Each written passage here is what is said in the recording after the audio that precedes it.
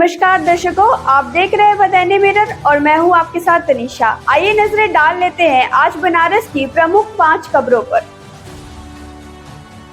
काशी के विश्व प्रसिद्ध रामनगर की रामलीला में श्री राम राज्याभिषेक की झांकी और आरती देखने को बुधवार की भोर में लाखों भक्तों की भीड़ उमड़ पड़ी।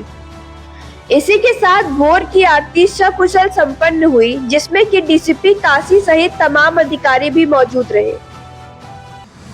कोलकाता के आरजीकर मेडिकल कॉलेज में महिला डॉक्टर के साथ हुई दरिंदगी और हत्या मामले में पिछले 5 दिनों से भूख हड़ताल पर बैठे जूनियर डॉक्टरों के समर्थन में आईएमएस बीएचयू के रेजिडेंट डॉक्टर भी उतर आए हैं।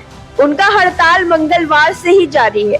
बुधवार को भी ओपीडी की कमांड कंसल्टेंट ने ही संभाल रखी है। वहीं बीएचयू अस्पताल के रेजिडेंट चिकित्सक बुधवार को हाथों में तख्ती लेकर आईएमएस के बाहर हड़ताल पर बैठ गए। उनका सवाल था कि जिन हाथों ने आपको बचाया, आखिर उन्हें कौन बचाएगा। पहला तो सबसे बड़ा मुद्दा यही है जो देशव्यापी है, जो कोलकाता में चलते आ रहा है। इतने महीने बीत गए, लोग भूख हड़ताल पे हैं और कोलकाता के हमारे रेजिडेंट्स ने, इवन हम लोग खुद ने देखते हुए कि जनता को बहुत दिक्कत हो रही है, स्वास्थ्य सेवाएँ बिगड़ती जा रही है, तो हम लोगों ने वापस से ज्वाइन कर लिया था। कोलकाता में भी लोगों ने वापस से ड्यूटी ज्वाइन कर लिया है। वो लोग काम अभी भी काम पे हैं, वो लोग, हम लोगों ने भी वापस से ज्वाइन कर लिया था। बट उतने दिन हड़ताल करने के बाद भी कोलकाता में रेजिडेंट्स की बातें नहीं सुनी जा रही हैं। अभी भी जो उनकी मांगें हैं वो नहीं सुनी जा रही हैं। आरजीकर में जो घटना घटा उसके लिए सीबीआई की जांच की मांग थी, वो हो गई है। सुप्रीम कोर्ट में सुनवाई भी चल रही है, लेकिन दोबारा ये घटना ना हो, ऐसी घटना ना हो, उसको कौन एश्योर करेगा? जो सेफ्टी है, जो मांग रहे हैं, जो डिमांड्स हैं, उसको कौन एश्योर करेगा? तो उसी को लेकर के हम लोग दोबारा से बैठे। प्रधानमंत्री नरेंद्र मोदी 20 अक्टूबर को वाराणसी के दौरे पर आ रहे, जिसके लिए तैयारियां जोरों पर है। प्रधानमंत्री के आगमन पर सिगरा स्टेडियम में खेल सुविधाओं का उद्घाटन किया जाएगा। यह स्टेडियम अंतर्राष्ट्रीय स्तर की सुविधाओं से सुसज्जित है और यहाँ 4 इंडोर खेलों का प्रशिक्षण सेंटर ऑफ एक्सीलेंस के तहत दिया जाएगा। प्रधानमंत्री की यात्रा को सुचारू बनाने के लिए बीजेपी पदाधिकारियों और पुलिस प्रशासन ने सुरक्षा और व्यवस्थाओं की समीक्षा की है। काशी सांसद प्रतियोगिताओं के लिए ऑनलाइन पंजीकरण शुरू हो गया है, जिसमें स्केचिंग, पेंटिंग, फोटोग्राफी, सांस्कृतिक महोत्सव, खेल, ज्ञान प्रतियोगिता और टूरिस्ट गाइड प्रतियोगिता शामिल है। इच्छुक प्रतिभागी अब लॉन्च किए गए पोर्टल और क्यूआर कोड के माध्यम से पंजीकरण कर सकते हैं। इसी क्रम में बुधवार को कलेक्ट्रेट सभागार में जिलाधिकारी एस राजलिंगम की अध्यक्षता में हुई बैठक में प्रतियोगिताओं को सफल आयोजन और व्यापक भागीदारी सुनिश्चित करने के लिए अधिकारियों को निर्देश दिए गए।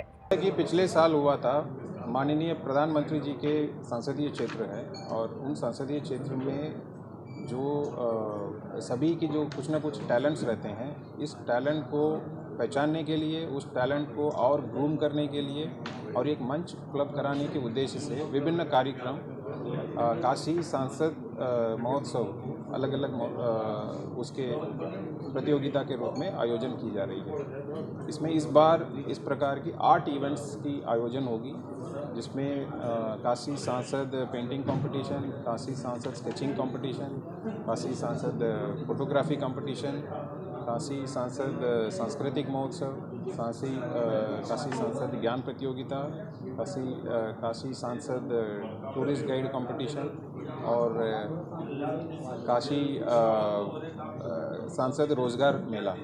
इस तरह की 8 आयोजन अलग अलग तिथियों पे, जैसे अक्टूबर 25 तारीख से लेकर जनवरी 25 तारीख तक इसकी आयोजन की जाएगी।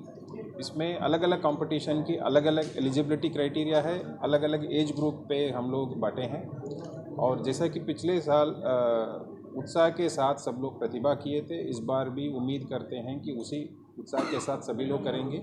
इसको एक एनुअल इवेंट के तौर पर हर साल इतनी इवेंट जो आएगी, जैसे पिछले साल तो सभी विजेताओं के साथ माननीय प्रधानमंत्री जी मिले थे, प्रतिभागियों को भी वो इवेंट अटेंड करने के लिए अवसर मिला।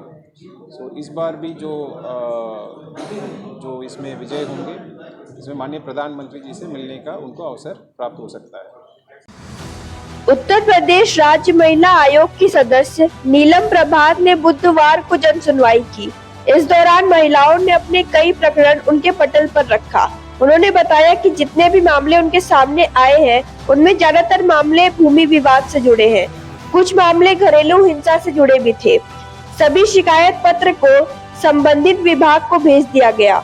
बताया कि एसडीपीसी महिला अपराध ममता रानी भी उनके साथ मौजूद रही। आज हमारे पास जो एप्लीकेशन हमारे पटल पर आए वो 25वीं अभी मैं सुनवाई कर रही हूँ और आपको बताते हुए समझ में नहीं आ रहा है कि मैं बताऊं क्या। यहाँ सारे मामले भूमि से संबंधित आ रहे हैं। भूमि से संबंधित, किसी का कब्जा नहीं, किसी ने कब्जा हटा दिया, किसी ने उन्हें बेदखल कर दिया घर से। तो ऐसे मामलों में कहीं कहीं माननीय न्यायालय का भी रिपोर्ट लगा हुआ है। संबंधित अधिकारियों को उसे मार्क किया जा रहा है कि वस्तु स्थिति क्या है वो इसको बताएं और तत्पश्चात उनको क्या कर सकते हैं वो अपने स्तर से वो करें।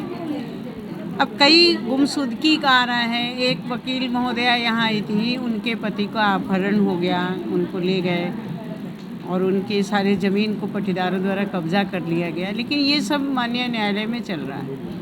तो ऐसे मैटर में मैं तो यहाँ केवल इतना ही कह सकती हूँ कि यदि उसके बावजूद भी उत्पीड़न हो रहा है किसी महिला का, वो हम जरूर यहाँ निस्तारण की बात किए हैं। हम हमारे साथ जो बैठी हैं ताना देखती, उन्होंने नहीं गलत बोल गए, ऐसे यहाँ महिला अपराध, उन्होंने सारे एप्लीकेशन पर मार्क किया है, कार्रवाई करने को कहा है।